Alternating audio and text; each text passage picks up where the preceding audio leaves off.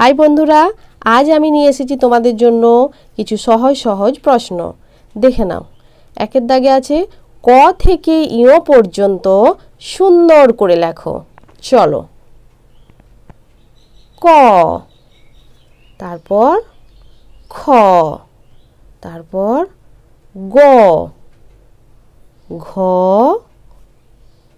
ঙ, চ, ছ, বর্গীয় জ, ঝ, ইয়। ক থেকে ইয়। ঠিক আছে। তারপর দুইয়ের দাগের বলছে এলোমেলো বর্ণগুলি সাজিয়ে লেখো। এই বর্ণগুলি এলোমেলো করে দেওয়া আছে, সাজিয়ে লিখতে হবে। তো প্রথমে কি লিখবো আমরা? অ। এর পরে কি? আ। আর পরে হস্যই।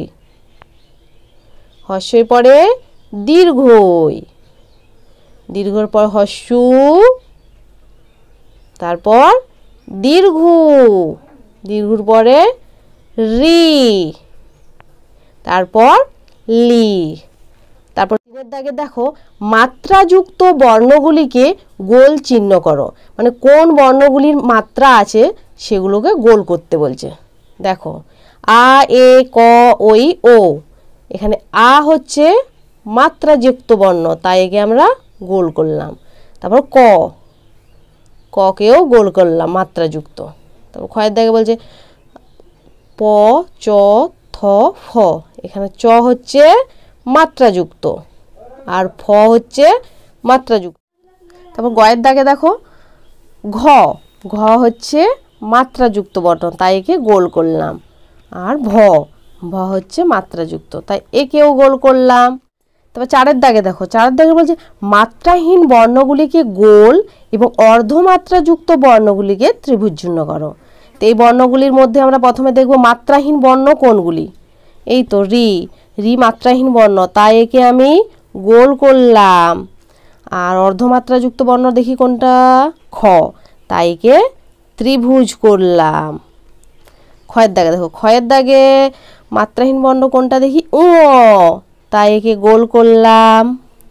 তারপরে অর্ধমাত্রাযুক্ত বর্ণ দেখি মূর্ধন্য, তাই একে ত্রিভুজ করলাম। ঠিক আছে। তারপর গয়ের দাগে দেখি কোনটা মাত্রাহীন বর্ণ? ও, তাই একে আমরা গোল করব।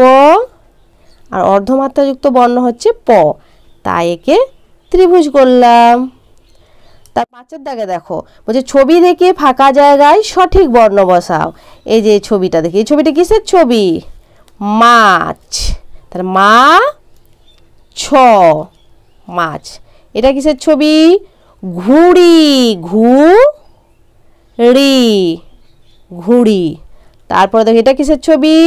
ছাতা, ছা আর তা, ছাতা।